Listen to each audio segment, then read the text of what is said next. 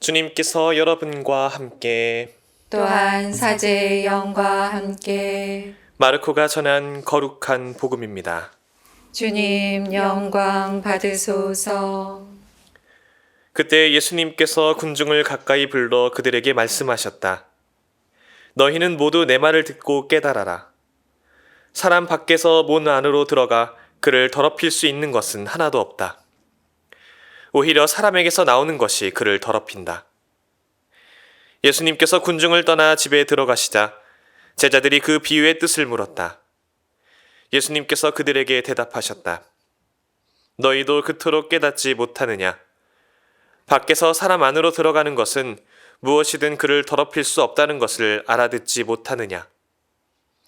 그것이 마음속으로 들어가지 않고 뱃속으로 들어갔다가 뒷간으로 나가기 때문이다.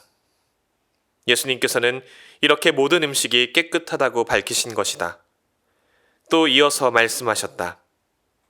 사람에게서 나오는 것, 그것이 사람을 더럽힌다. 안에서 곧 사람의 마음에서 나쁜 생각들, 불륜, 도둑질, 살인, 간음, 탐욕, 악의, 사기, 방탕, 시기, 중상, 교만, 어리석음이 나온다. 이런 악한 것들이 모두 안에서 나와 사람을 더럽힌다. 주님의 말씀입니다. 그리스도님 찬미합니다. 찬미 예수님, 찬미 예수님. 청년과 청소년들을 마주할 일이 잦은 본당 보좌 신부로서 사회 안에서 벌어지는 최신 동향을 놓치지 않기 위해 애쓰게 될 때가 있습니다. 여기서 최신 동향이란 오늘날 젊은이들이 자주 듣는 음악, 청소년 친구들이 자주 접하는 게임, 요즘에 가장 유명하고 많이 알려진 연예인, 가장 많은 관객 수를 동원한 영화, 가장 많은 조회수를 기록한 유튜브 영상, 소위 언론과 기성세대로부터 MZ세대라 불리는 이들이라면 필히 알고 있어야 할 사회 현상과 같은 세속의 흐름을 이야기합니다.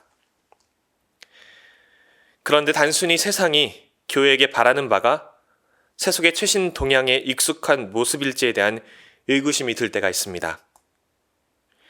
진지한 마음을 안고 신앙인이 되고자 하는 예비자분들이나 간절한 마음을 품고 새로운 신앙인의 모습으로 거듭나고자 노력하는 교우분들의 모습은 세상사의 흐름에 익숙하고 이에 능통한 사제보다는 세상사의 흐름 그 너머에 있는 주님의 길에 더 밝은 사제가 되어야 하겠다는 다짐을 하게 만듭니다.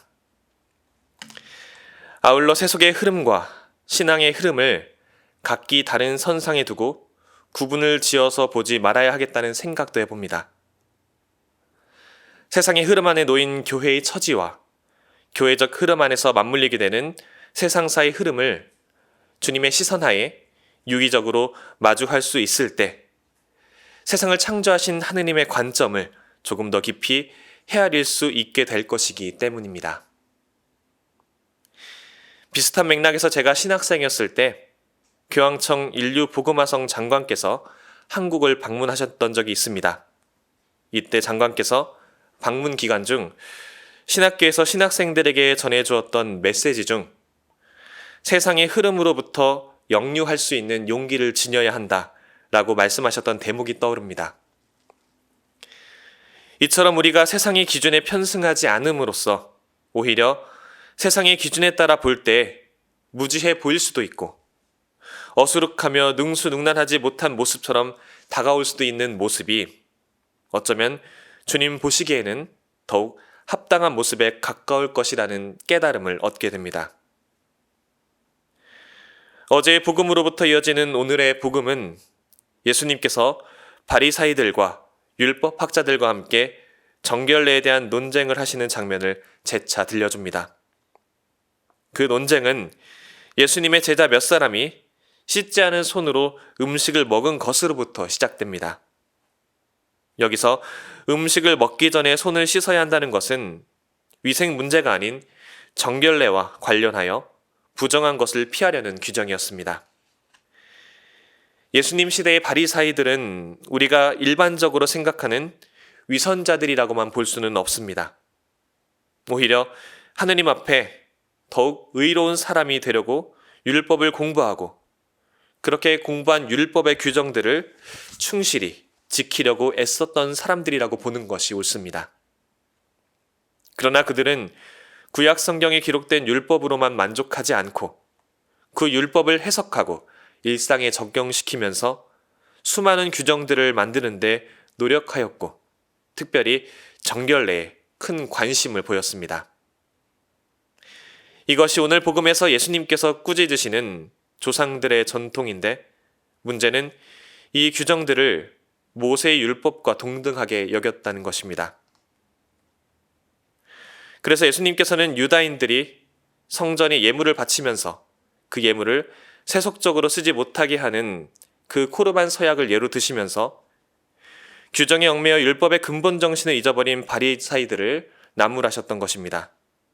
그리고 그 나무람에 이어서 오늘 복음에서는 그 나무람과 이어지는 비유를 이해하지 못한 제자들에게 제대로 된 이해를 일깨워 주시기도 합니다.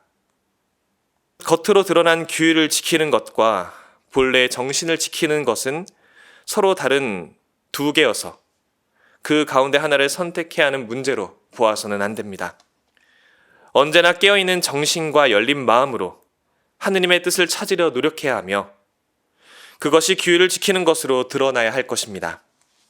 즉, 하느님을 향한 우리의 마음이 세속의 기준에 따라 조금은 능숙하지 못하더라도 조금은 어수룩해 보일지라도 무언가 부족하고 나약하게 느껴진다 하더라도 혹은 주님께로 향하는 길이 무언가 허망하고 끝이 없어 보인다 할지라도 그 마음이 주님 앞에 진실되고 주님을 향한 노력이 주님 보시기에 가상하다면 하느님께서는 우리의 그 마음을 가장 먼저 알아보시고 그 마음에 기뻐해 주실 것입니다.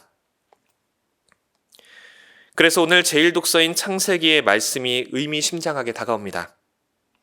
첫 인간에게 선과 악을 알게 하는 열매를 따먹지 말라는 하느님의 그 당부는 이분법적으로 세상을 구분지어 바라보려는 우리네 일반적인 태도를 비롯하여 나 자신과 반대에 놓인 타자를 적대시하거나 혐오의 시선으로 바라보게 만드는 세태를 향한 당부의 말씀처럼 다가오기 때문입니다. 일상 안에서 우리를 끊임없이 시험 들게 만드는 누가 옳고 누가 나쁜지, 누가 더 잘나고 누가 더 못났는지, 누가 더 착하고 누가 더 악한지, 누가 더 그른지에 대한 구분이 사실은 우리 마음속으로부터 일어난 우리 자신만의 시선과 잣대로 구분 지어 놓은 하나의 허상일 수 있음을 마음 깊이 고민해야 하겠습니다. 그리고 우리는 그 허상에 현혹되어 하느님께서는 하나같이 사랑의 시선으로 바라보는 우리의 이웃을 시기와 질투, 욕심과 교만, 미움의 시선으로 바라보는 것은 아닌지 성찰해 볼 수 있어야겠습니다. 잠시 묵상하시겠습니다.